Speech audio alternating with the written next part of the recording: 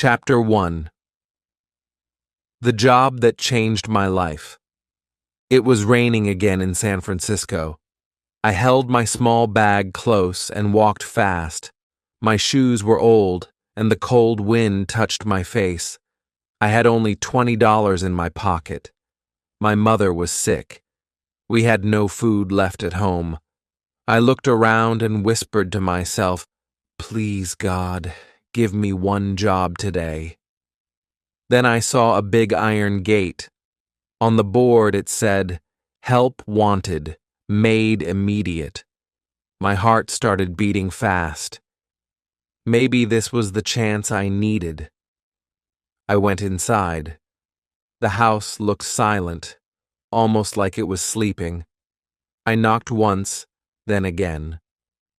A tall man opened the door. His eyes looked tired, like he had not slept for many nights. His voice was deep. "Yes?" he said. I held my breath and spoke softly. "Sir, I came for the job." He looked at me for a long second. Then he said, "Come tomorrow at 8. Be on time." He closed the door slowly. I stood there for a moment, not sure if it was real. I whispered, "Thank you." That night I told my mother, "I got work." She smiled weakly. Her voice was low. "Work hard, my Lena. Don't lose your kindness I promised her I wouldn't." Next morning I reached the mansion early. A woman opened the door and told me where to start. I cleaned tables, washed dishes, and folded clothes. Everything was big and quiet. The house had many rooms but felt empty. No laughter, no music, only footsteps. At lunchtime I saw him again, Mr. Ethan Gray. He sat alone near the window, reading papers. He did not look up. I placed the tray quietly and said, "Your coffee, sir." He nodded but said nothing. I watched him for a moment.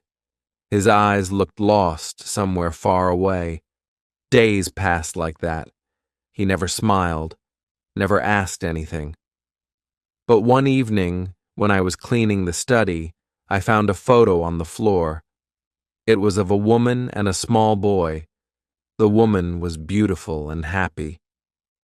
I gently kept the photo on his desk. When he came in, he asked, "Did you touch this?"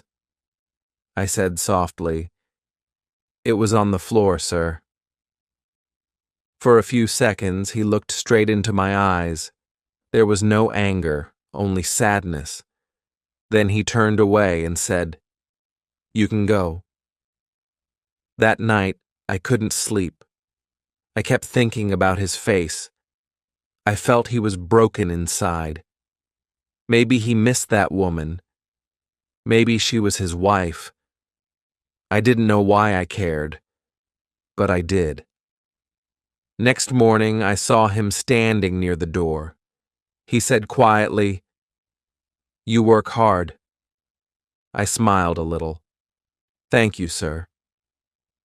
It was the first time he said something kind. My heart felt warm. One day, while dusting the shelves, I heard a small sound behind me. A glass had fallen from his hand and broken. Blood came from his finger. I ran to him. "Wait, sir," I said, and took a cloth. He looked surprised. I pressed the cloth on his hand. "It will stop soon," I said. He kept watching me silently. Then he whispered, "You're not afraid of me?" I smiled.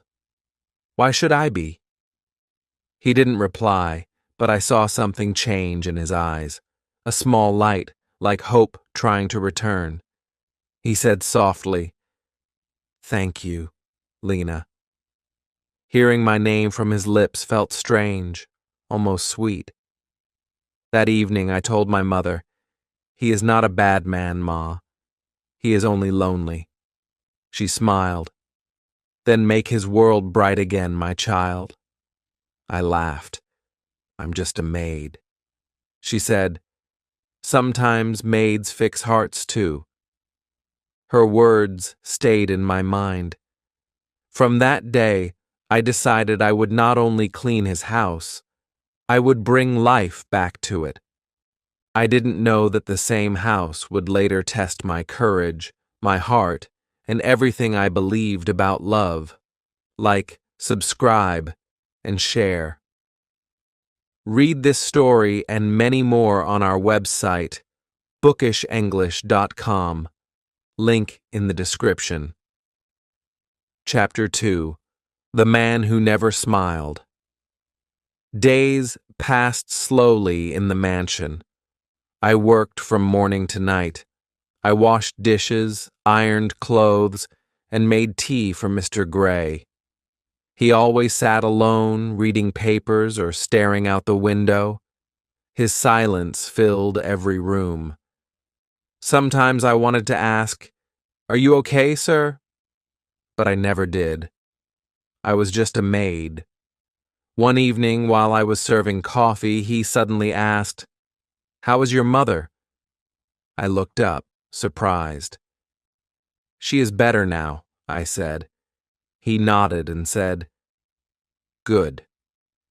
That one word felt warm. For the first time, he looked like a man who wanted to talk, not a boss giving orders. After that day, he changed a little. Some mornings, he said good morning.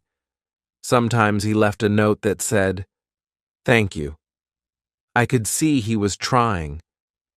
I started feeling happy when he was kind. My mother said on the phone, "He sounds like a lonely man.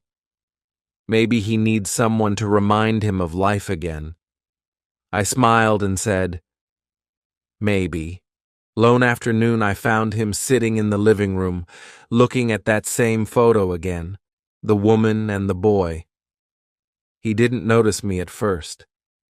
Then he said softly, "She was my wife. She and my son died in an accident." I froze. I didn't know what to say. He looked at me with tired eyes. "After that, I stopped believing in peace," he whispered.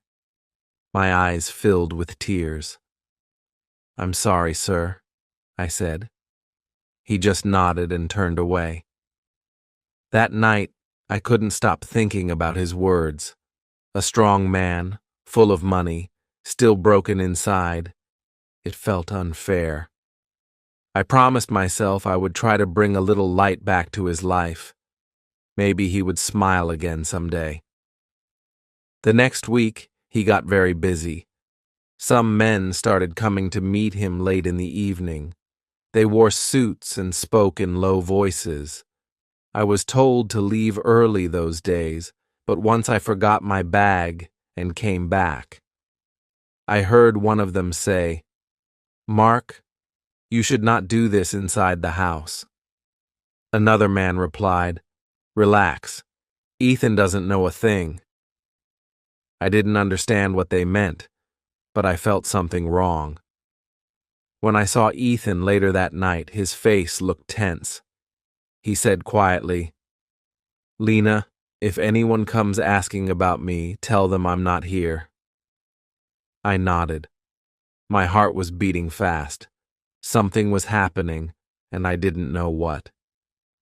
A few days later, Ethan fell sick. He had a fever and couldn't go to work. I made soup for him and gave him medicine. He looked at me and said, "You don't have to do all this." I smiled and said, "Someone has to take care of you." For a moment, he said nothing. Then he said softly, "No one said that to me in years." I felt my throat close. "You should hear it more often," I replied. He smiled, just a small one. But it was the first real smile I had ever seen on his face. That moment stayed with me. I didn't want to tell anyone, but I was beginning to care for him more than I should. Next morning, while cleaning his study, I saw a file open on his desk. The paper had some strange words written: loan, transfer, signature pending. I closed it quietly, but later, when he saw me there, he looked worried. "Did you read anything?" he asked. I said, "No, sir." He took a deep breath and said, "Good. Just be careful around my office, okay?" I nodded, but I felt his fear. That night he didn't eat dinner. He stayed in his room. I heard him talking on the phone. His voice was low but sharp. "If you cross me again, I'll end the deal." Then silence. I stood near the door and listened. My hands were shaking. Who was he talking to? Why was he angry?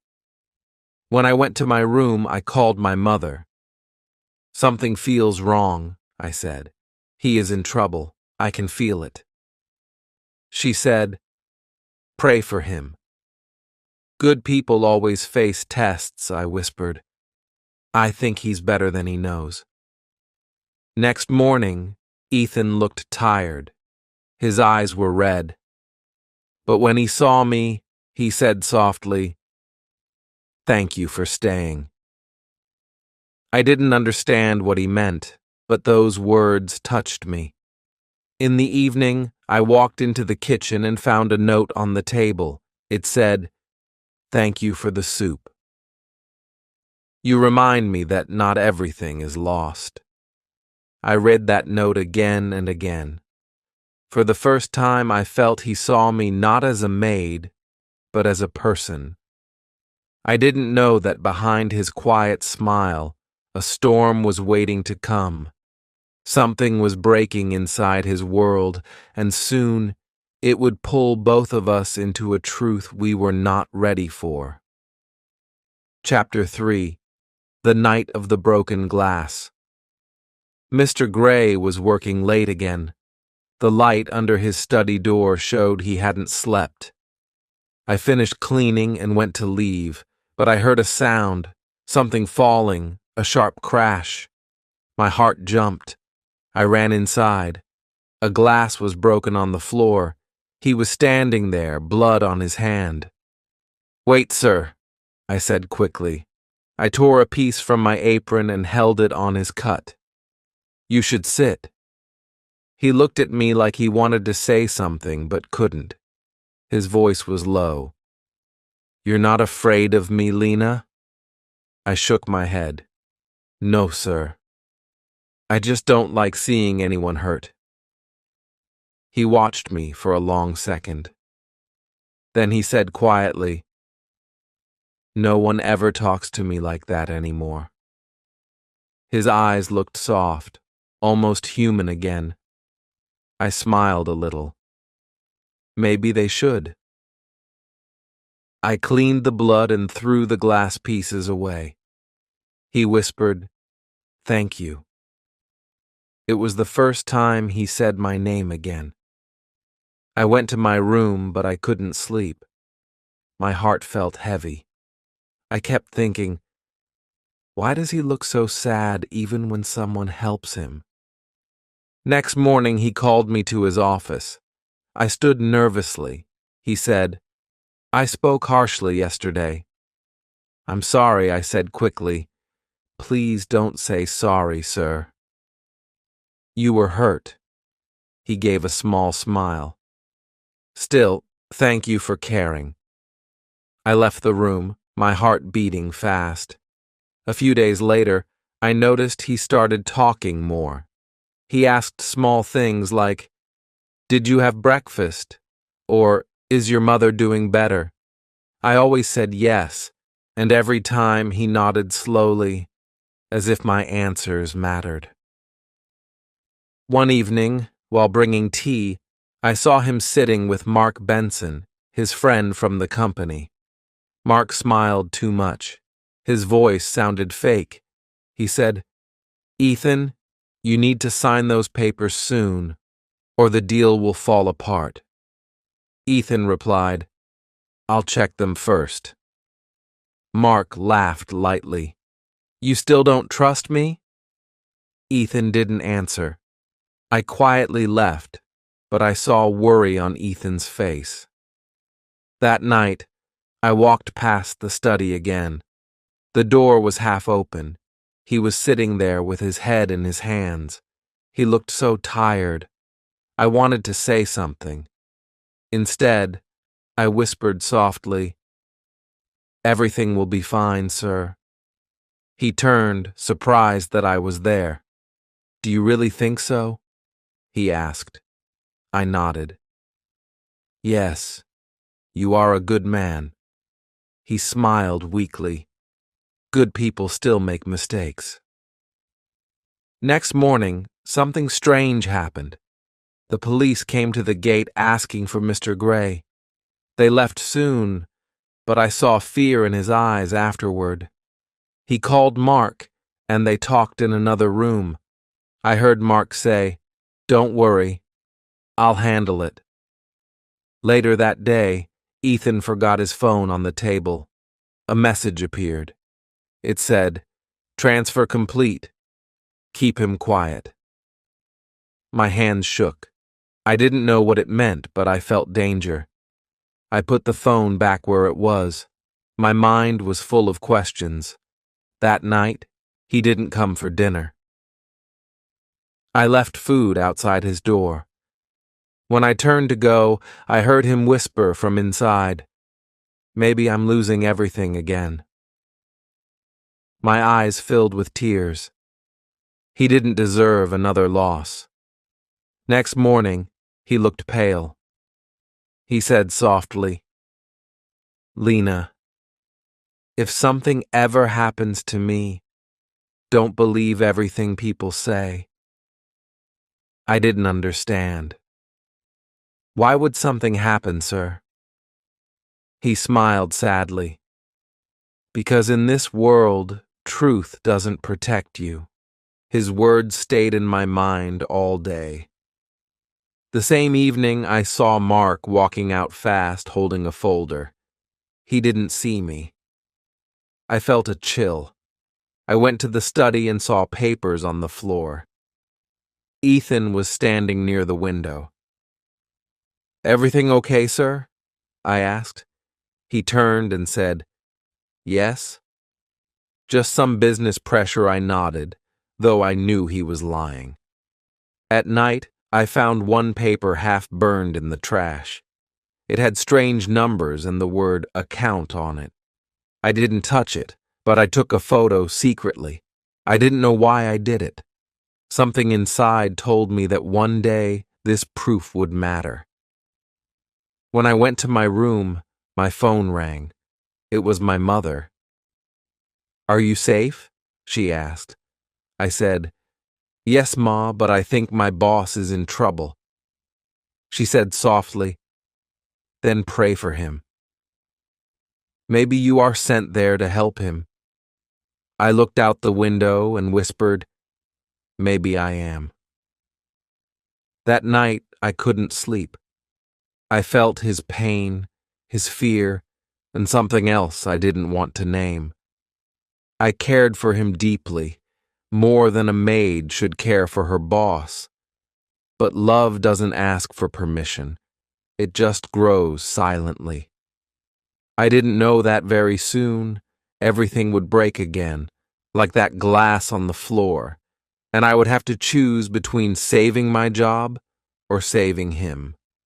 Like, subscribe, and share. Read this story and many more on our website book, ishenglish.com. Link in the description. Chapter 4. Secrets in the Shadows. After that night, everything started to feel strange. Ethan spoke less. He stayed in his study for long hours and barely ate. I could see something was wrong, but he didn't say a word. Sometimes I heard him talking on the phone, his voice low and tense. "No one must find out," he said once. I froze behind the door, my heart pounding. Who was he hiding from?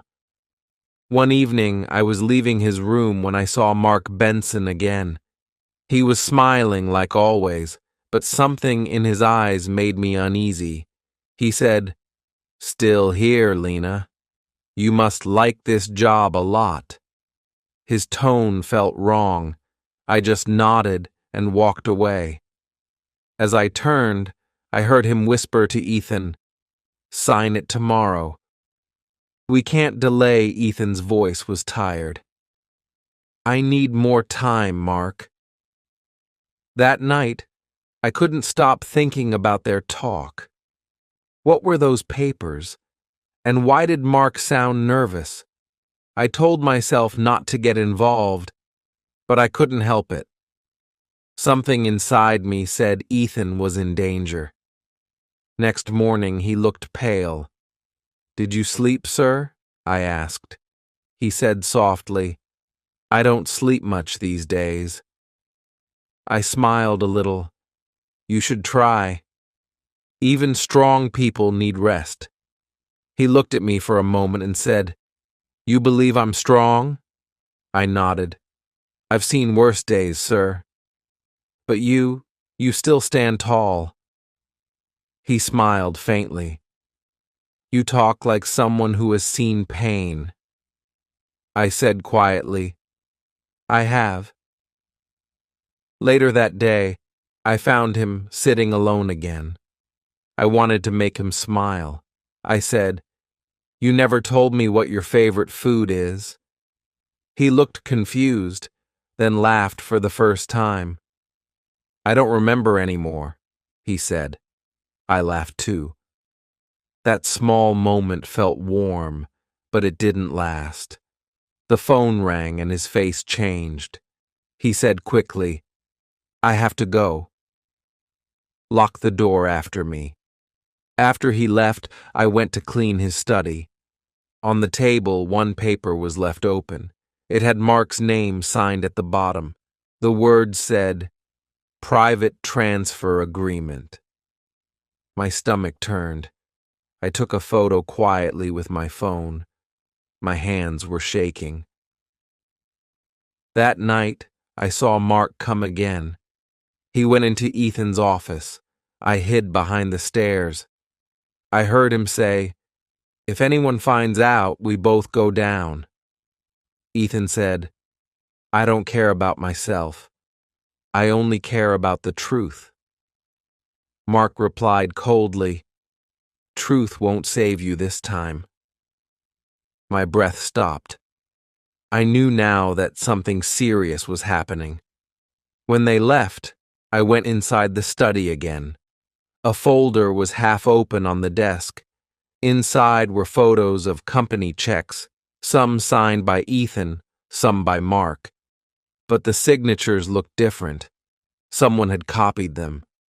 My heart pounded. Could someone be trying to frame him? The next day, Ethan didn't go to work. He sat quietly during breakfast. I wanted to tell him what I saw, but was afraid. Then he said slowly, "Lena, do you think people can change?" I said softly, "Only if they want to." He looked away. "Sometimes it's too late." I didn't know what he meant, but the sadness in his voice made my eyes wet. In the evening, Mark came again, but this time he didn't smile. He looked angry. He said, "Ethan, they're asking questions. You better fix this." Ethan stood up. "I've done nothing wrong."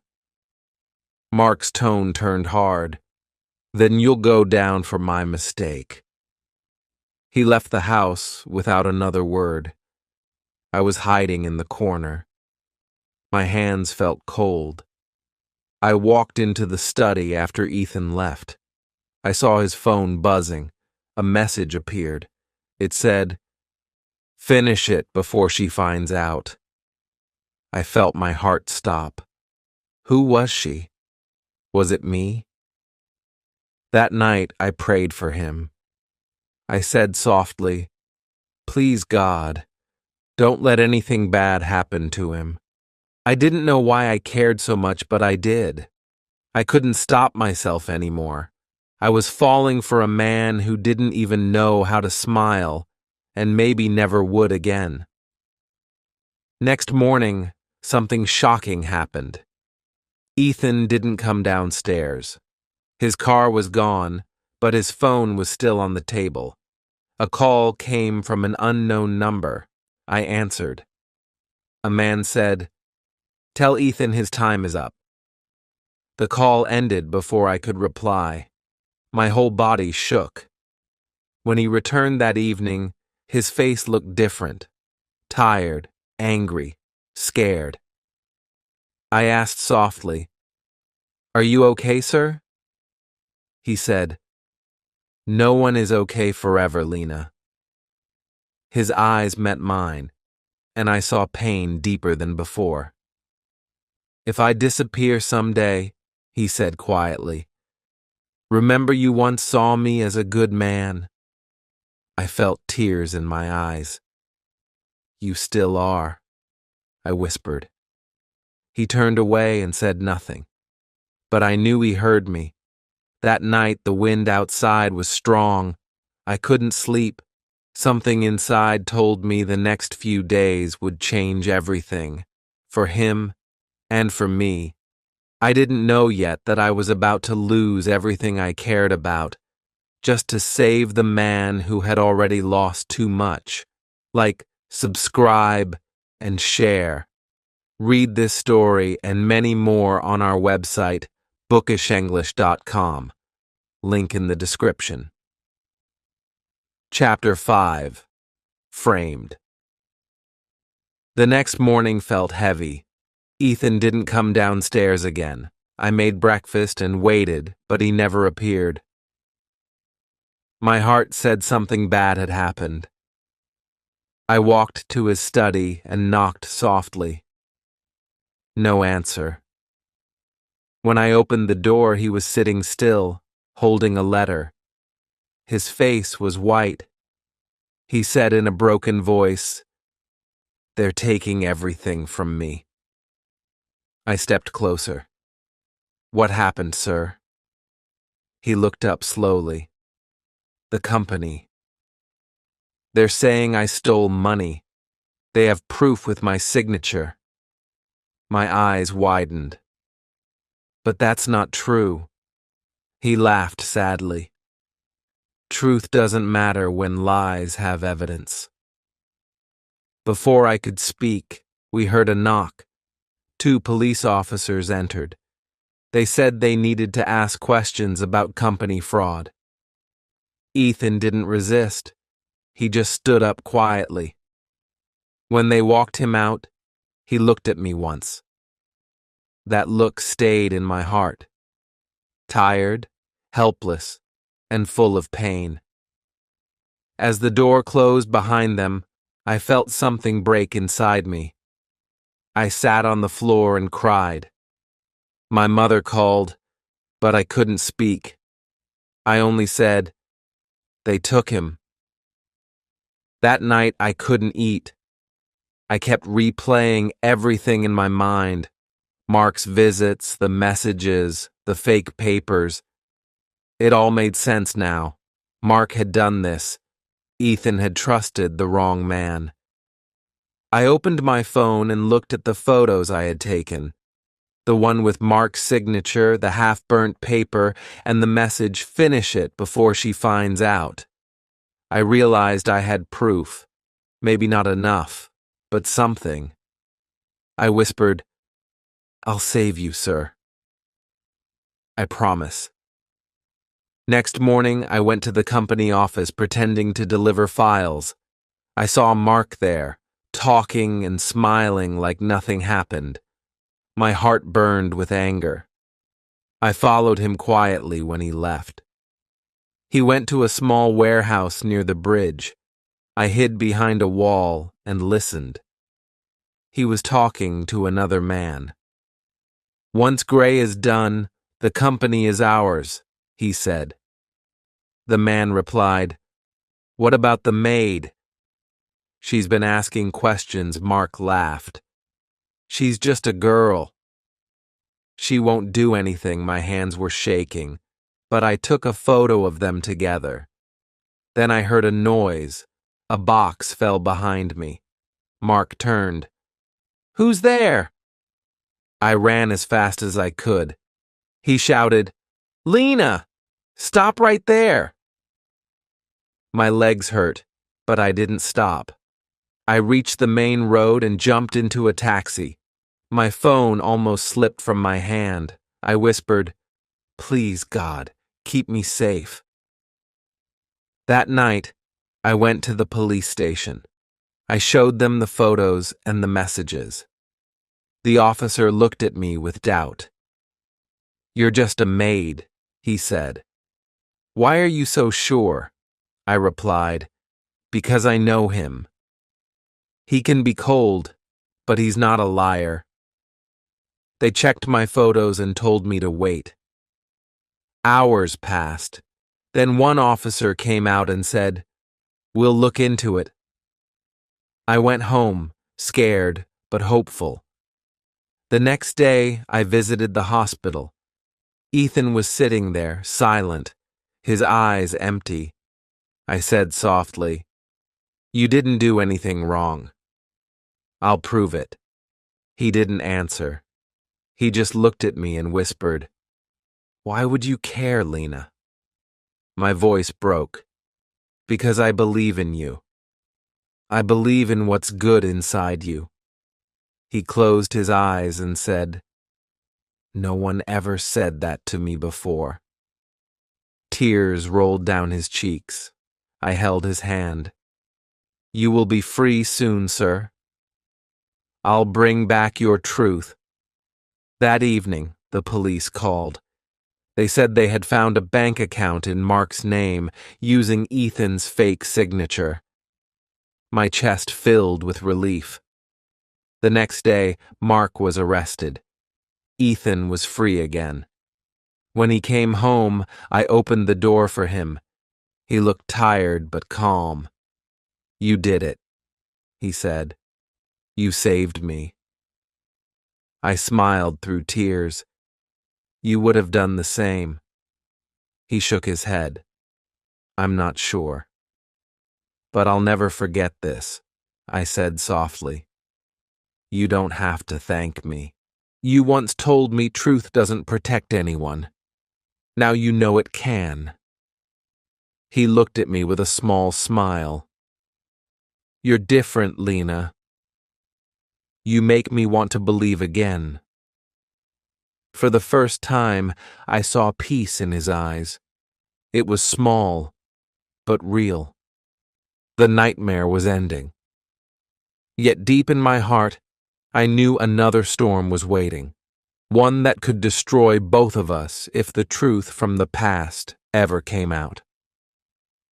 Chapter 6. The Warehouse. Chase. Ethan was free, but he didn't look happy. He looked lost. The news said his name was cleared, yet his eyes still carried fear. When he came home, the house was quiet. He sat down slowly and said, I don't know how to thank you, Lena. I said softly, You don't have to. I just did what was right. He looked away. People don't risk their lives for others like that. I smiled a little. Maybe I'm not like most people. He gave a small laugh, then sighed. Mark will pay for this, he said. I replied, Forget him, sir. You have your life back. He said quietly, Maybe. But something feels unfinished. I didn't understand what he meant. Later that night, I heard a sound outside the gate.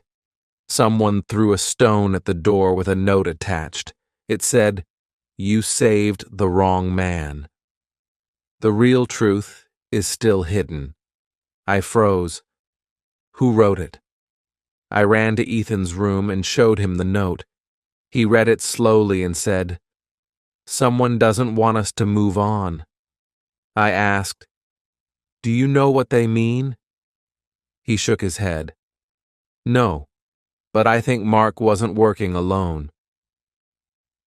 The next day, I went to the police to ask if Mark said anything. The officer told me Mark refused to speak. But there was one clue, a phone call made to a warehouse number before his arrest. My mind flashed back to that place where I followed him before. I told Ethan, maybe someone else is hiding there. He didn't want me to go, but I said, we need to end this. That evening, I went to the same warehouse again. The lights were dim. My hands were cold, but I walked inside quietly. I heard voices. One man said, "We should destroy the papers before anyone finds them." I looked closer and saw two men taking out files from a box. I took my phone and started recording, but then my foot hit a metal piece. The noise echoed. They turned around. "Who's there?" one of them shouted. I ran. My heart was beating fast. One man chased me. I slipped and fell, hurting my arm.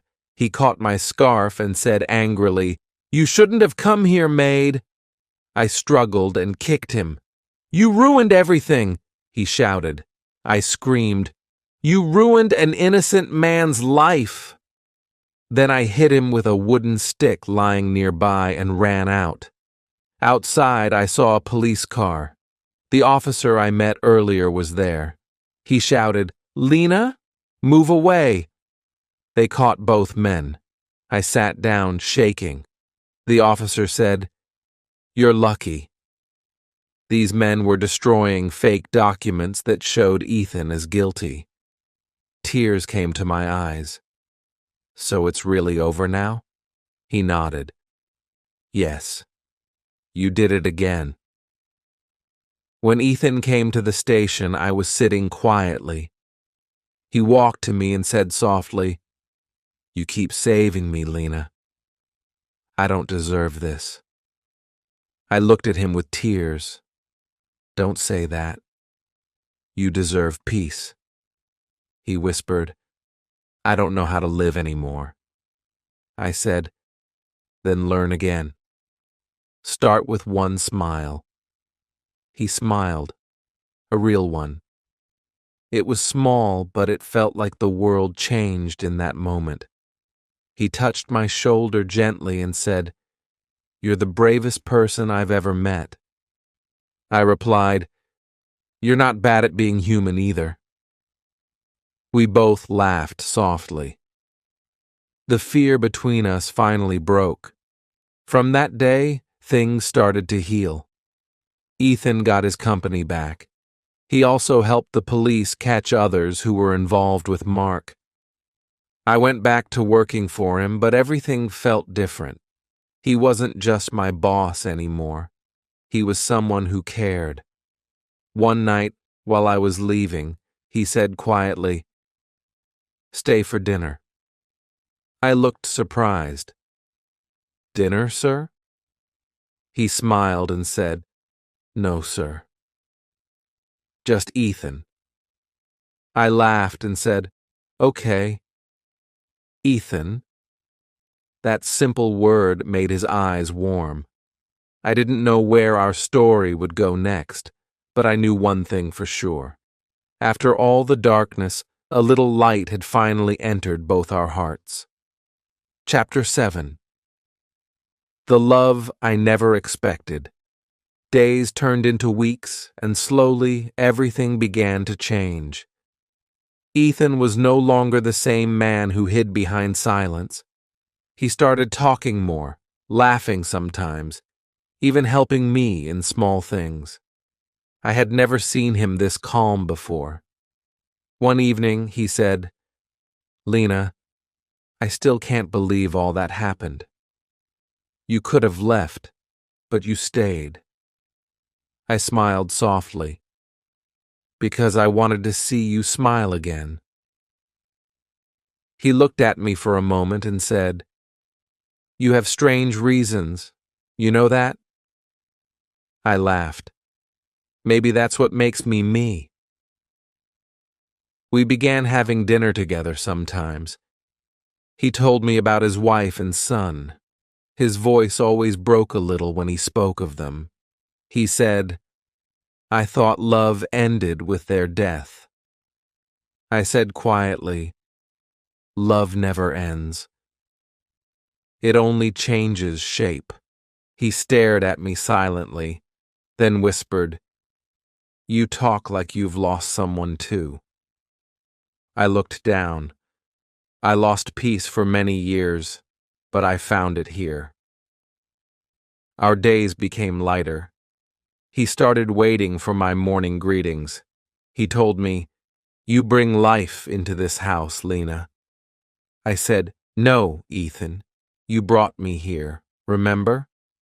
He smiled and said, "Maybe fate brought you." Those words stayed with me all night. One morning, I was preparing breakfast when he came to the kitchen. "I have something for you," he said. He handed me an envelope. Inside was a letter from the hospital. It said my mother's treatment would be paid in full by him. I looked at him with tears. "Why would you do this?" He said softly, "Because you've done more for me than anyone ever has." I hugged the letter to my chest and whispered, "Thank you." After that, our bond grew quietly. It was not like the love stories from books. It was simple. It was two broken hearts learning how to beat again. Sometimes he would look at me while I worked and say nothing, but his silence spoke more than words. Then, one evening he came home with a small smile and said, "You won't believe this. The company is finally safe." "Everything is clear now," I said. "That's good news." He nodded. "Yes, but I'm thinking of starting a new department, and I want you to manage it." I looked at him, shocked. "Me?" He said, "You're smart and loyal. I trust you." That night I couldn't sleep. I kept thinking how strange life was. The man who once scared me was now the one who made me feel safe. I looked out the window and whispered, "I think I love him." My heart raced after saying those words aloud. The next day, I found him waiting for me in the garden. He said, "Lena, I was thinking, maybe you should take a break. Go see your mother." I said, "I'll go soon, but I don't want to be away for long." He smiled. "Why?"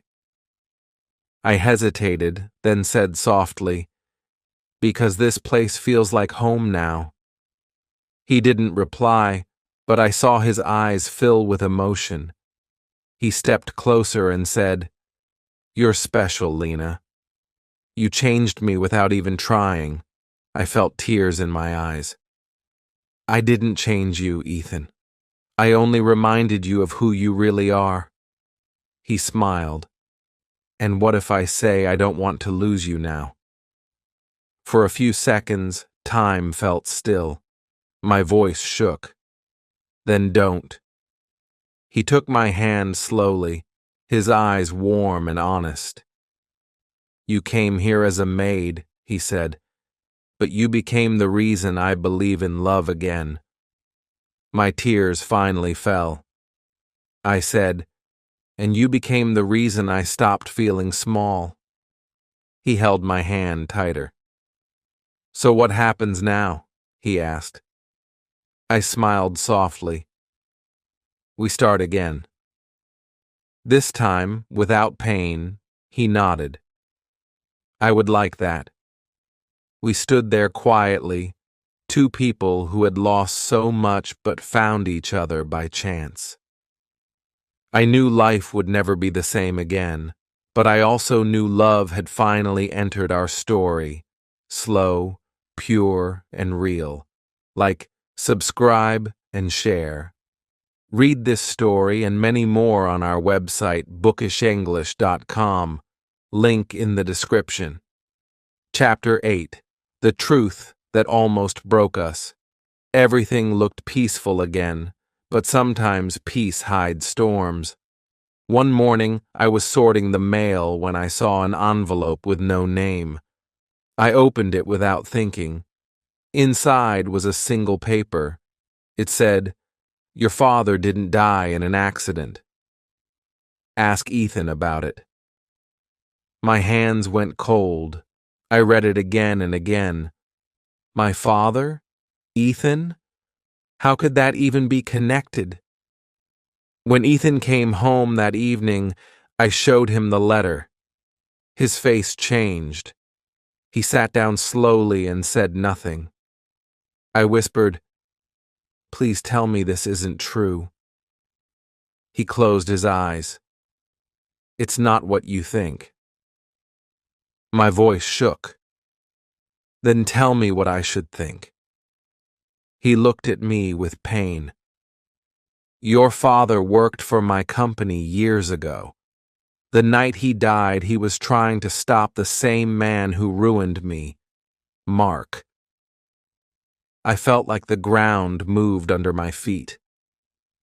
"You knew this all along?" I asked. He nodded weakly. "I found out later. I didn't know how to tell you. I stepped back. You let me live here, work for you, love you, while hiding this?" Tears filled my eyes. He said, "I was afraid of losing you." I shouted softly, "You lost me by hiding the truth." I went to my room and cried. Everything felt broken again. The man I trusted most had been part of the same world that destroyed my father. I packed my bag to leave, but my heart wouldn't let me. He wasn't evil. He was human. Still, the pain was too much. That night, I got a call from the police. They told me one more man from Mark's group had been caught. He said something that made my blood freeze. Lena's father died saving Ethan's money files. He was loyal till the end. I dropped the phone. My father died protecting Ethan, not fighting him. The truth was different. Next morning, I went to see Ethan. He looked pale and tired. I said quietly, "You should have told me sooner." He said, "I wanted to, but every time I looked at you, I saw guilt." I sat beside him. "You don't need to feel guilty." My father would have done the same again. He looked at me with tears. "How can you forgive me so easily?" I smiled softly. "Because I know you now. You make mistakes, but your heart is good." He held my hand and whispered, "You saved me twice, once from the world and now from myself." He stood up slowly and said, "I have something to show you." He took me to his office and gave me a paper. It said, "The Thomas Miller Foundation." My eyes widened.